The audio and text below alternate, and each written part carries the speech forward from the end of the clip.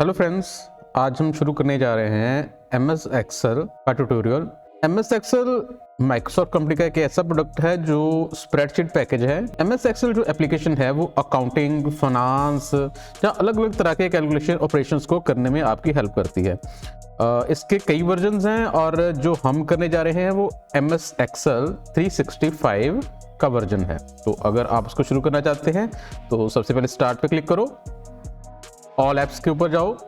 यहाँ पे आपको ई सेक्शन में जब आओगे तो वहाँ पे आपको एक्सेल मिल जाएगा, वहाँ पे आप क्लिक कर सकते हो और चाहते हो तो यहाँ पे एक्सेल लिख के भी हम उसको सर्च कर सकते हैं और हमारे पास ये एक्सेल ऐप लिखी आ जाएगी। आप जहाँ पे क्लिक करोगे तो आपके पास एक्सेल शुरू हो जाएगा। तो ये आपके सामने MS एक्सेल 365 का जो व्यू है, जो इंटरफेस है वो दिखाई दे रहा है। आज हम इस व्यू के बारे में जानेंगे। यहाँ पे अलग अलग जो ऑप्शंस हमें दिखाई दे रही हैं उनको वन बाय वन हम समझने की कोशिश करेंगे। अगर किसी भी एप्लीकेशन में आप काम करना चाहते हो तो पहले उसके वर्क एरिया को समझना जरूरी है। जैसे ये हमारी स्क्रीन है तो यहाँ पे अलग अलग इसके पार्ट्स जो हैं वो दिखाई दे रहे हैं। अगर हम इन सभी पार्ट्स के नाम के बारे में जानना चाहते हैं तो मुझे लगता है कि ये वीडियो आपके लिए काफ़ी हेल्पफुल होगी। तो चलिए शुरू करते हैं। तो जैसे आप यहाँ पे देख रहे हो, ये हमारे पास एक्सेल की वर्कशीट है और ये एक्सेल की विंडो है। एक्सेल विंडो में सबसे ऊपर आपके पास जो एक ग्रीन एरिया आपको दिखाई दे रहा है, इसको हम टाइटल बार बोलते हैं। तो आपको यहाँ पे 3 बटन दिखाई दे रहे हैं, जैसे मिनिमाइज है, मैक्सिमाइज या रिस्टोर बटन और क्लोज बटन। ये 3 बटन्स आपको यहाँ पे दिखाई दे रहे हैं। इन तीनों से आप अपनी विंडो को, जैसे सबसे पहले मिनिमाइज, तो विंडो नीचे मिनिमाइज हो जाती है। आप इसको फिर से दोबारा ओपन करोगे तो वो डिस्प्ले हो जाएगी। यहाँ पे रिस्टोर बटन है, अगर आप यहाँ पे मूव करोगे तो अगर विंडोज़ 11 इंस्टॉल्ड है तो आपको अलग अलग तरीके से आपकी विंडो को अपनी स्क्रीन पे फिट करने की ऑप्शंस मिल जाती हैं। जैसे अगर आप राइट कॉर्नर के ऊपर चाहते हो तो जहाँ पे क्लिक कर दो, उसका उतना साइज सेट कर देगा। फिर से दोबारा हम रिस्टोर या मैक्सिमाइज बटन पे जाएंगे और अगर ये वाला साइड करेंगे तो वो विंडो के ऊपर, स्क्रीन के ऊपर आपके लेफ्ट साइड के ऊपर फिट हो जाएगा। और अगर हम यहाँ पे मैक्सिमाइज पे क्लिक कर देते हैं तो वो फिर से दोबारा पूरी स्क्रीन के ऊपर फिट हो जाता है। तो आप मिनिमाइज से विंडो को छोटा कर सकते हो, फिर से दोबारा टास्क बार पे जाके क्लिक करके उसको मैक्सिमाइज कर सकते हो और यहाँ से रिस्टोर, उसका साइज छोटा किया जा सकता है। और जब हमने इसको छोटा कर लिया है तो आप ये ग्रीन सेक्शन, जिसको हम टाइटल बार बोलते हैं, यहाँ पे क्लिक करके अपनी विंडो को किसी भी जगह पे मूव कर सकते हो। ठीक है, तो अगर फिर से दोबारा मैक्सिमाइज बटन पे क्लिक करोगे तो ये पूरी स्क्रीन के ऊपर फिट हो जाएगा। तो ये बेसिकली 2 काम करता है, एक तो रिस्टोर, जैसे ये नीचे छोटा हो चुका है, और जहाँ से ही मैक्सिमाइज पूरी स्क्रीन के ऊपर फिट हो जाएगा। और क्लोज पे क्लिक करेंगे तो ये विंडो बंद हो जाएगी। ठीक है, कि अगर आप एक्सेल विंडो को चाहते हो कि ये बंद हो जाए तो ये क्लोज बटन पे क्लिक करोगे तो ये एप्लीकेशन बंद हो जाएगी। उसके बाद हमारे पास यहाँ पे आपको लेफ्ट साइड के ऊपर कुछ एरियाज दिखाई दे रहे हैं। जैसे ये आपको एक पूरा एरिया दिखाई दे रहा है, इसको हम क्विक एक्सेस टूल बार बोलते हैं। आप यहाँ पे देखोगे एक हमारे पास एक बटन है, यहाँ पे क्लिक करोगे तो ये अलग अलग ऑप्शंस हैं जो आप क्विक एक्सेस टूल बार में ऐड कर सकते हो। जैसे हमने न्यू पे क्लिक कर दिया है तो आप देखोगे यहाँ पे हमारे पास न्यू फाइल का जो एक आइकन था वो ऐड हो चुका है। ऐसे ही अगर ओपन का चाहते हैं तो हम ओपन पे क्लिक कर देंगे तो यहाँ पे एक ओपन की कमांड भी आ चुकी है।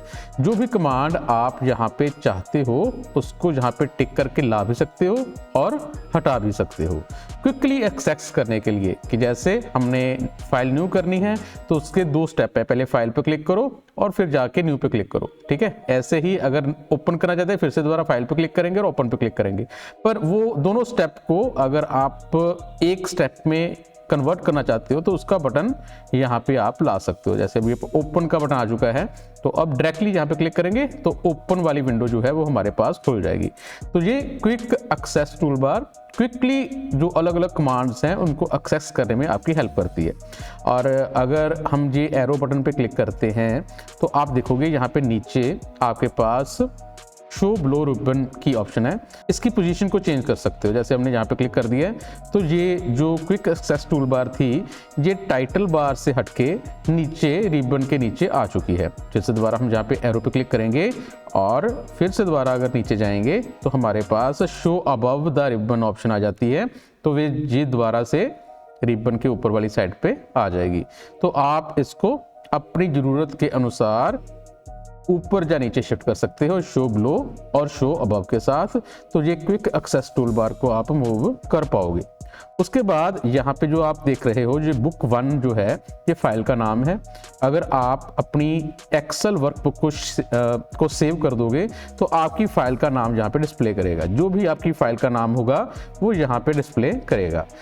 जब भी हम न्यू फाइल लेते हैं तो उसका नाम बुक 1 ही डिस्प्ले करता है कि वर्कबुक है, वर्कबुक का पहला जो मतलब नाम होगा वो बुक 1 होगा। ऐसे बुक 2, बुक 3 ऐसे नाम आ सकते हैं और हम सेव करने के बाद इनको अपने अकॉर्डिंग नाम दे सकते हैं। तो ये फाइल नेम है और ये एप्लीकेशन नेम। जैसे हमने अभी एक्सेल खोला हुआ है तो यहाँ पे एक्सेल लिखा आ रहा है। अगर आप एमएस वर्ड में काम कर रहे होगे तो यहाँ पे एमएस वर्ड या वर्ड लिखा आएगा। तो ये हमारे जो फर्स्ट सेक्शन था और इसी सेक्शन में यहाँ पे आप सर्च का बॉक्स भी देख रहे हो और अगर आप एक्सेल की किसी भी कमांड को सर्च करना चाहते हो तो वो यहाँ पे कर सकते हो। जैसे अभी मैंने फिल्टर, ठीक है, तो मैंने फिल्टर सर्च किया है तो आप देखोगे यहाँ पे ऐड और रिमूव फिल्टर की ऑप्शन आ चुकी है, एडवांस फिल्टर की ऑप्शन आ चुकी है। तो मुझे उस ऑप्शन को ढूंढने के लिए ये अलग अलग टैब में जाने की जरूरत नहीं है। मैं यहाँ पे सर्च बार का यूज़ करके भी किसी भी कमांड को सर्च कर सकता हूँ। तो अब आप जान चुके हैं कि ये जो सबसे ऊपर वाला एरिया है इसको टाइटल बार बोला जाता है। टाइटल बार में ये हमारी क्विक एक्सेस टूल बार है, ये फाइल नेम है, ये एप्लीकेशन नेम है, ये सर्च बॉक्स है और minimise, maximise, restore button and close button है। और यहाँ पे अगर आपने अपना अकाउंट लॉगिन किया है तो आपकी लॉगिन डिटेल्स भी यहाँ पे आ सकती हैं। तो ये हमारा फर्स्ट सेक्शन था। उसके बाद में नीचे file, home, insert, page layout, formula, data, review, view, automate, developer, help, ये अलग अलग टैब है। जो भी टैब यहाँ पे सिलेक्ट होगा उसके नीचे एक लाइन आएगी और उसकी जो ऑप्शन है वो नीचे हमें ये जो सेक्शन दिखाई दे रहा है इसको रिबन बोलते हैं, रिबन में दिखाई देंगी। जैसे अभी होम पे क्लिक है तो ये होम टैब की जो ऑप्शंस हैं वो रिबन में दिखाई दे रही हैं। अगर हम इंसर्ट पे क्लिक कर देते हैं तो इंसर्ट के नीचे जो ग्रीन लाइन है आ चुकी है और जो रिबन था उसमें ऑप्शन चेंज हो चुकी हैं। वो इंसर्ट टैब की ऑप्शन जो है वो यहाँ पे डिस्प्ले कर रहा है। तो ऐसे ही पेज लेआउट पे क्लिक करोगे तो पेज लेआउट की ऑप्शन डिस्प्ले करेगा, फॉर्मूला पे क्लिक करोगे तो फॉर्मूला की ऑप्शंस डिस्प्ले करेगा। बेसिकली अब एमएस वर्ड या एमएस एक्सेल में मेन्यू की जगह पे टैब्स का यूज हो रहा है और टैब जो है वो रिबन के साथ काम करते हैं। ठीक है, तो ये जो हमारा सेक्शन है ये विंडोज टैब हैं, अलग अलग टैब, और ये जो सेक्शन आपको दिखाई दे रहा है इसको आप रिबन बोलते हो। ठीक है, तो ये जो रिबन है, रिबन में अलग अलग तरह की कमांड्स को अलग अलग ग्रुप्स में डिवाइड किया हुआ है। जैसे अभी आप देखोगे तो ये होम टैब पे क्लिक है तो यहाँ पे आपको एक लाइन दिखाई दे रही है और यहाँ पे क्लिपबोर्ड दिखाई दे रहा है। तो ये क्लिपबोर्ड ग्रुप है और ये सारी क्लिपबोर्ड की ऑप्शन जो एक तरह की ऑप्शंस हैं उनको एक ग्रुप में शामिल कर दिया गया है। ऐसे ही फॉन्ट, ये आप देख रहे हो ये जो ग्रेड लाइन है और इसके बीच में ये अलग अलग तरह की कमांड हैं, ये सारी कमांड जो हैं वो फॉन्ट ग्रुप की ऑप्शंस हैं। ऐसे ही अलाइनमेंट ग्रुप है, नंबर ग्रुप है, स्टाइल ग्रुप है, सेल्स ग्रुप, एडिटिंग ग्रुप, एड-इन्स, अलग अलग तरह की जो एक्सेल की कमांड्स हैं उन सारी कमांड्स को, एक जैसी कमांड्स को एक ग्रुप में शामिल करके हमें यहाँ पे रिबन में दिखाई दे रही हैं और इनका यूज करके आप अपने जो कंटेंट है उसको फॉर्मेट कर पाओगे। ठीक है, तो हमने ये जाना है कि ये टैब है और ये जो रिबन है, और जो रिबन है वो अलग अलग ग्रुप्स में डिवाइड किया हुआ है और एक ग्रुप में एक जैसी ही कमांड्स को शामिल किया हुआ है। फॉन्ट ग्रुप में फॉन्ट से रिलेटेड ऑप्शंस हैं और अगर अलाइनमेंट को सेट करना चाहते हो तो अलाइनमेंट ग्रुप में जा सकते हो। इसी के साथ में अगर आप देखोगे तो हर एक ग्रुप के साथ आपको एक कॉर्नर पर एरो बटन दिखाई दे रहा है। इसको ऑप्शन डायलॉग बॉक्स लॉन्चर कहा जाता है। अगर आप देखोगे तो ये फॉन्ट ग्रुप है और यहाँ पे एक बटन दिखाई दे रहा है, ये फॉन्ट सेटिंग्स हैं। इसको शुरू करने का Ctrl+Shift+F है, ये भी प्रेस किया जा सकता है या यहाँ पे क्लिक भी किया जा सकता है। अब हमने क्लिक किया है तो आपके पास ये एक बॉक्स खुल चुका है, ठीक है। तो ये फॉर्मेट सेल की ऑप्शंस हैं, इसको डायलॉग बॉक्स बोलते हैं। और जो फॉन्ट की ऑप्शन हमने यहाँ पे की हुई हैं उनकी एडवांस सेटिंग जो है वो यहाँ से आप फॉर्मेट सेल में जाके कर सकते हो। बेसिकली मैं आपको बताना चाहता हूँ कि हर एक जो ग्रुप है उसके साथ में आपको एक एरो बटन दिखाई देता है जिसको ऑप्शन डायलॉग बॉक्स लॉन्चर कहा जाता है, और जहां से जाके आप उस ग्रुप की एडवांस ऑप्शंस को अप्लाई कर पाओगे, ठीक है। इनको यूज कैसे करना है वो बाद में हम जानेंगे, फिलहाल हम सिर्फ इनके नाम के बारे में जानने की कोशिश कर रहे हैं। तो ये ग्रुप्स थे, ये उसकी ऑप्शन थी और ये ऑप्शन डायलॉग बॉक्स लॉन्चर हमें दिखाई दे रहा है। उसके बाद में आपके पास यहाँ पे जो एक सेक्शन है, ये भी सेक्शन दो पार्ट्स में डिवाइड है, जिसको आप फॉर्मूला बार और नेम बॉक्स बोलते हो। अब नेम बॉक्स में सेल का एड्रेस दिखाई दे रहा है, जैसे अभी हमने D4 जो सेक्शन है वो यहाँ पे उसका नाम नेम बॉक्स में डिस्प्ले करा है। जिस भी सेल में आपने क्लिक किया होगा उसका एड्रेस जो है वो आपको नेम डायलॉग बॉक्स में डिस्प्ले करेगा। तो ये आपका नेम डायलॉग बॉक्स है और इसमें आपके सेल्स की जो भी पोजीशन होगी वो यहाँ पे डिस्प्ले करेगा। उसके बाद में ये जो सेक्शन है ये फॉर्मूला बार का सेक्शन है। आप जो भी फॉर्मूला लगाओगे उसको यहाँ पे देख पाओगे। तो ये आपका फॉर्मूला बार है। उसके बाद में आपको यहाँ पे ABCD ये कुछ हेडिंग्स दिखाई दे रहे हैं, इनको आप कॉलम हेडिंग्स बोलते हो। और यहाँ पे 1 2 3 4 ये आपके रो हेडिंग्स हैं, ये कॉलम हेडिंग्स और ये रो हेडिंग्स है। और आपको एक्सेल में काफ़ी रोज और कॉलम मिल जाते हैं जिनमें आप अपना कंटेंट जो है वो लिख सकते हो। तो जैसे अभी देख रहे हो कि आपके पास ये Z तक जाता है और उसके बाद में फिर दोबारा ये A B ऐसे शुरू हो जाता है, ये आगे की आगे ऐसे चलता रहता है।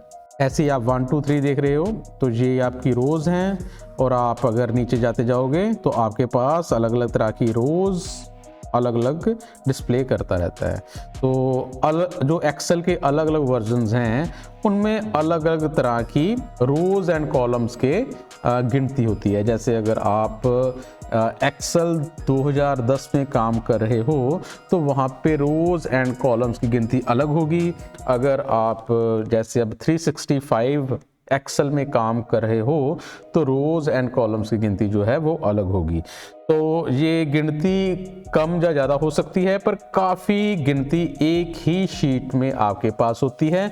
तो आप बहुत सारा डाटा एक ही शीट में लिख पाओगे। और आप देखोगे कि ये जो कॉलम हेडिंग्स हैं और ये रोज़ हैं और बहुत सारे कॉलम्स बहुत सारे रोज़ आपको एक ही शीट में मिल रहे हैं। और यहाँ पे आप देखोगे कि प्लस का साइन है, यहाँ पे न्यू शीट बटन है, यहाँ पे क्लिक करोगे तो आपके पास एक और नई शीट आ जाती है। फिर से दोबारा आप क्लिक करोगे तो और नई शीट ला सकते हो। एक ही एक्सेल वर्कबुक में आप बहुत सारी वर्कशीट्स को ऐड कर पाओगे और बहुत सारा डाटा एक ही फाइल में स्टोर कर पाओगे। उसके बाद आप स्क्रीन के राइट साइड पे एक बार दिख रहे हो, ये वर्टिकल स्क्रॉल बार है और ये हॉरिजॉन्टल स्क्रॉल बार है। इनका यूज़ आप अपनी वर्कशीट को ऊपर या नीचे या लेफ्ट या राइट करने में यूज़ कर सकते हो। आपके पास यहाँ पे एरो बटन्स हैं, जैसे हमने यहाँ पे नीचे वाले एरो बटन पे क्लिक करेंगे तो आप देखोगे कि आप मूव नीचे की तरफ कर रहे हो।